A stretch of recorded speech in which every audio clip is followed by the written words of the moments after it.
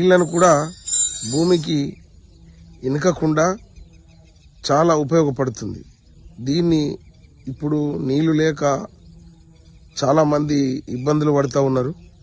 Current రాక, నీళ్లు లేక పొలాలు ఎండిపోయి, భూగర్భ జలాలు ఇనికిపోయి బాగా ఇబ్బంది పడుతూ ఉన్నారు. కాబట్టి అటువంటి రైతులు కూడా, నీళ్లు తక్కువ ఉన్నోళ్ళు కూడా ఈ అప్సా 80ని స్ప్రే ద్వారా కానీ, యూరియా ద్వారా కానీ చల్లుకుంటే చాలా బాగుంటుంది.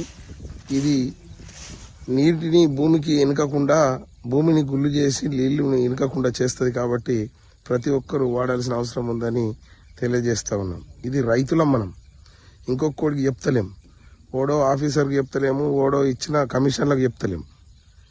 మనం ఏంటంటే రైతుకు పనికొచ్చే దాని గురించి మాట్లాడాలి. రైతు తన అన్నం తిని, తన బట్ట కట్టి, తన పని చేసుకొని తనను బతికించుకునేటోడే రైతు.